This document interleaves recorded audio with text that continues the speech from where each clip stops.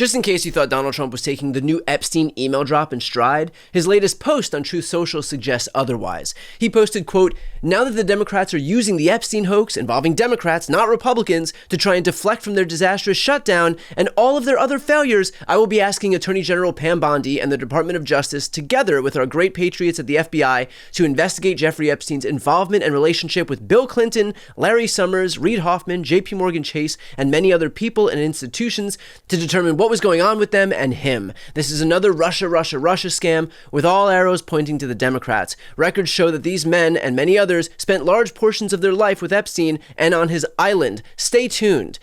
Now, first of all, I think I speak on behalf of just about everyone on the left when I say we do not care about anyone who was legitimately implicated with Epstein. If anyone on the left participated in his disgusting schemes, they should be held to account without a second's hesitation, period, full stop. The left is not a cult. We do not blindly defer to anybody. And if somebody did something illegal or depraved, there's no room for them in the coalition. Now, I would challenge anyone on the right to be able to say the same. But beyond that, it really does give the game away that he's sicking his DOJ on his enemies for something, because Donald Trump traffics in straight projection more than anyone else on earth.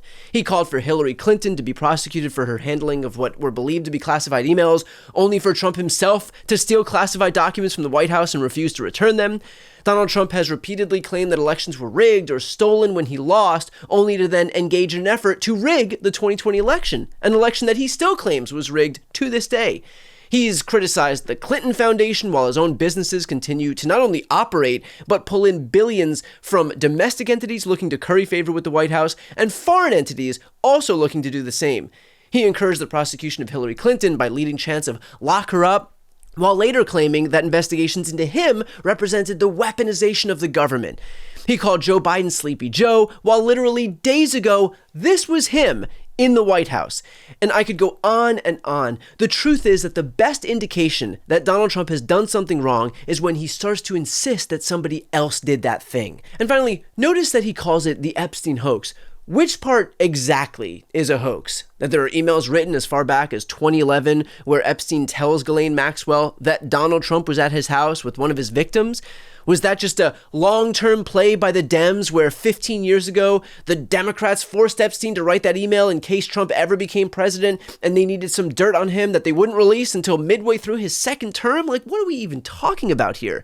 Or was it a hoax when Donald Trump's now cabinet members were fanning the flames of Epstein while they were building their brands? Everybody in politics has a vice that's much worse than alcoholism is the way that I put it. But we release the list. Seriously, we need to release the Epstein list. That is an important thing. You say that the FBI has Epstein's list. They're sitting on it. That doesn't seem like something you should do. You're protecting the world's foremost predator. That seems like an evil thing to do, regardless of who may be embarrassed in the release of that list. Why is the FBI protecting the greatest pederast, the largest scale pederast in human history? Simple, because of who's on that list. You wondering why we're not hearing more about this Epstein case? I mean, the guy was only connected to just about every major player in the swamp internationally, and yet you don't hear much about it. And what the hell are they hiding with Jeffrey Epstein? Or was it a hoax when Trump himself fanned the flames back when it was politically convenient on the campaign trail? Nice guy. Got a lot of problems coming up, in my opinion, with the famous island with Jeffrey Epstein. You raised the question of Jeffrey Epstein in your remarks about in the Q&A. Well, I think he's got a problem. I mean, what do you think the problem will be? I don't know, but that island was really a cesspool. There's no question about it. Just ask Prince Andrew. He'll tell you about it. The island was an absolute cesspool. So it was real when Trump was exploiting the issue for votes, but now that the truth about the issue points to him, suddenly it's made up? Convenient, huh? So Donald Trump can try the whole, actually, you did it, not me, shtick, but all he's doing is broadcasting how stupid he thinks his supporters are. The sad reality is that they are not falling for it anymore, and even Trump's most ardent supporters are beginning to speak out. These women have been waiting, some of them for decades. I talked to several victims that were raped by Jeffrey Epstein back in the 90s. And so this is information that has needed to come out for a very long time, and the American people have demanded it. And so the American people deserve to see transparency from their government. Rich, powerful people should not be protected. That is completely wrong.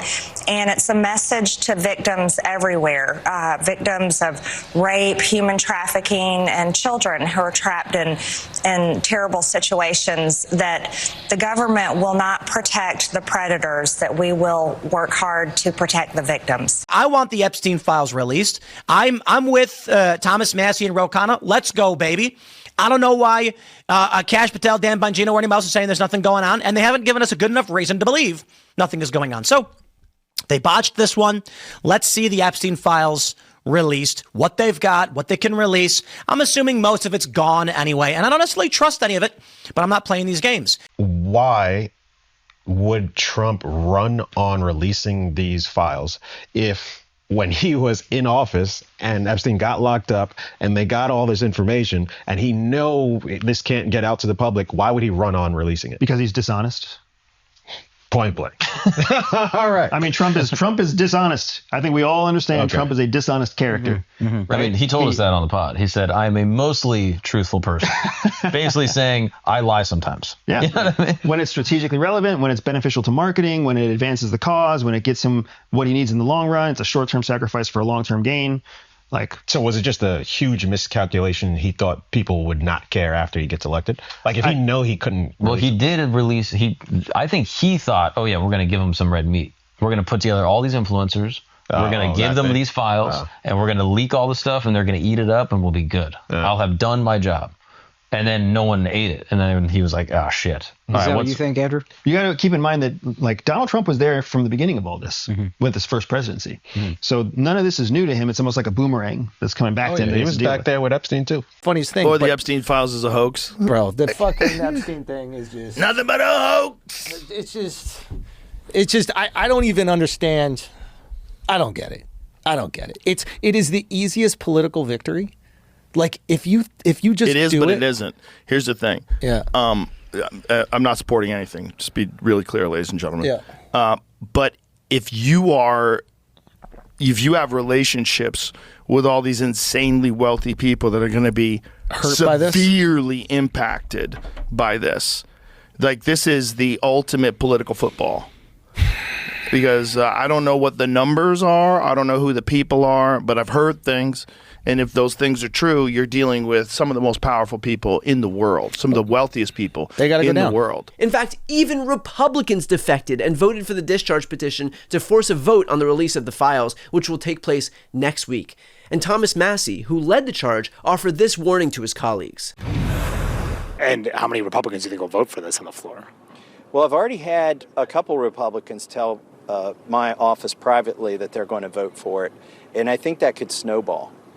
The deal for Republicans on this vote is that Trump will protect you if you vote the wrong way. In other words, if you vote to cover up for pedophiles, you've got cover in a Republican primary. But I would remind my colleagues that this vote is going to be on your record for longer than Trump is going to be president.